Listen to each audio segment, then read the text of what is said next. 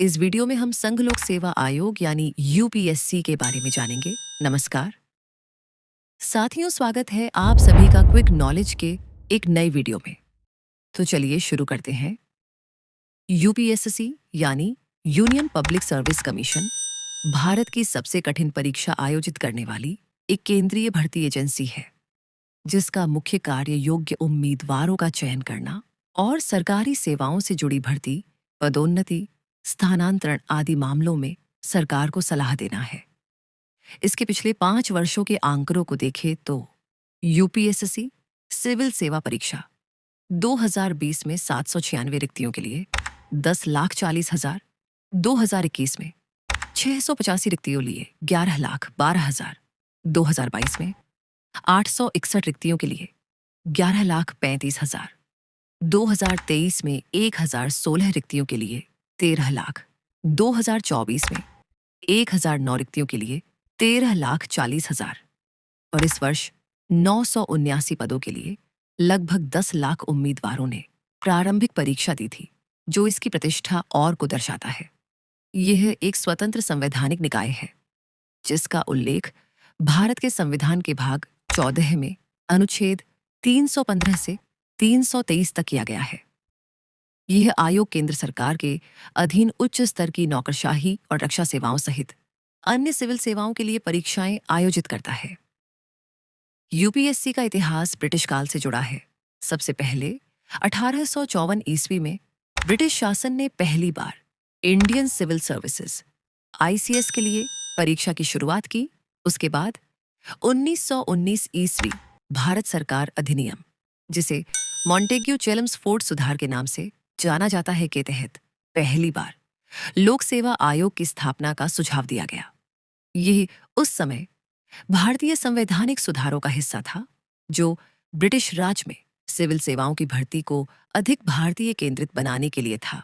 Civil सेवाओं में भारतीयकरण को बढ़ावा देने के लिए 1 अक्टूबर 1926 को पब्लिक सर्विस कमीशन पीएससी की स्थापना की गई, जो ली कमीशन 1924 की सिफारिशों पर आधारित था।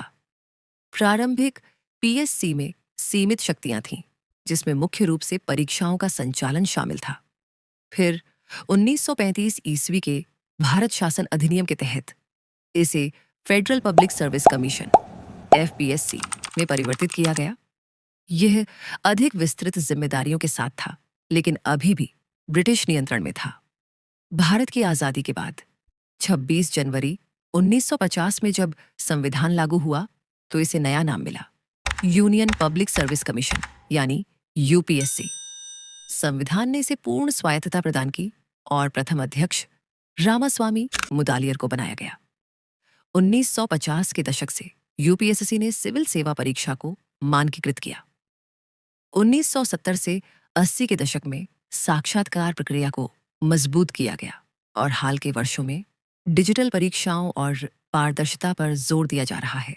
2025 तक यह लाखों उम्मीदवारों के लिए सबसे कठिन परीक्षाओं में से एक है। यूपीएससी एक बहुसदस्यीय संस्था है, जिसमें एक अध्यक्ष और आमतौर पर 9 से 11 सदस्य होते हैं, जिन्हें भारत के राष्ट्रपति द्वारा नियुक्त किया जाता है।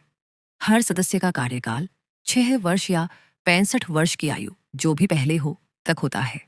आयोग में नियुक्ति के लिए किसी खास योग्यता का उल्लेख नहीं, पर आयोग के आधे सदस्यों को सरकारी सेवा का कम से कम 10 साल का अनुभव आवश्यक है। यूपीएससी के कार्य संविधान के अनुच्छेद 320 में बताए गए हैं, जिसके अनुसार अखिल भारतीय सेवाओं जैसे आईएएस, आईपीएस, आईएफएस, केंद्रीय सेवाओं, ग्रुप ए और ग्रुप बी के पद और एनडीए, एनआई और सीएमएस जैसी विभिन्न सेवाओं के लिए सिविल सेवा परीक्षा सीएसई का आयोजन करना है। सिविल सेवा एक ऐसी व्यवस्था है जो दुनिया में केवल और केवल भारत में है, और यह व्यवस्था राज्यों को केंद्र के साथ जोर कर रखती है। अर्थात केंद्र को राज्यों पर शासन करने के लिए यह एक महत्वपूर्ण निकाय है। उसके बाद केंद्र सरकार को भर्ती, पदोन्नति, स्थानांतरण आदि मामलों में सलाह देती है, अधिकारियों पर लगे आरोपों की जांच करना और राष्ट्रपति को सुझाव देना। सीधी भर्ती, लिखित परीक्षा, इंटरव्यू और प्रमोशन के नियम बनाना आदि कार्यों के द्वारा यह देश की सेवा करते हैं। हर वर्ष यूपीएसएससी अपनी वार्षिक रिपोर्ट राष्ट्रपति को भेजता है, जिसे संसद में प्रस्तुत किया जाता है। यूपीएसएससी द्वारा आयोजित प्रमुख परीक्षाएं हैं सिविल सेवा परीक्षा, जो आईएएस, आईपीएस, आईएफएस जैसे 24 पदों के लिए आयोजित की जाती है। अन्य विशेष सेवाओं की परीक्षाएं भी इसमें शामिल हैं। संघ लोक सेवा आयोग यूपीएसएससी विभिन्न केंद्रीय सरकारी सेवाओं और विभागों में उच्च स्तरीय पदों के लिए उम्मीदवारों की भर्ती के लिए परीक्षा आयोजित करता है, जिसके 3 मुख्य चरण हैं। प्रारंभिक परीक्षा, यह एक वस्तुनिष्ठ प्रकार का परीक्षण है जो स्क्रीनिंग चरण के रूप में कार्य करता है। मुख्य परीक्षा, यह एक वर्णनात्मक लिखित परीक्षा और साक्षात्कार उम्मीदवारों की उपयुक्तता का आकलन करने का अंतिम चरण है। इन मूल्यांकन द्वारा अभ्यर्थियों को उनके ज्ञान, बौद्धिक योग्यता, व्यक्तित्व विशेषताओं और सार्वजनिक सेवा के लिए योग्यता के आधार पर चयनित किया जाता है।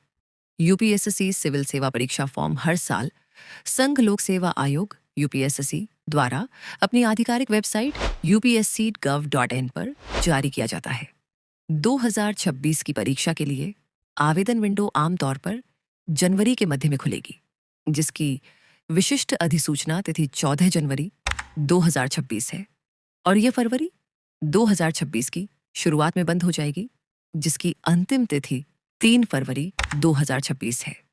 आपको सटीक तिथियां जानने और आवेदन पूरा करने के लिए आधिकारिक वेबसाइट पर जाना होगा, जिसमें भाग आई और भाग आई पंजीकरण शुल्क का भुगतान यदि लागू हो और आपकी तस्वीर और हस्ताक्षर की स्कैन की गई छवियां अपलोड करना शामिल है।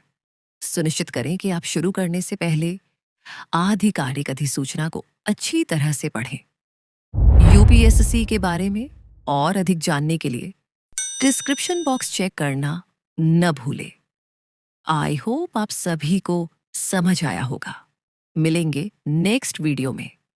जय हिंद, जय भारत।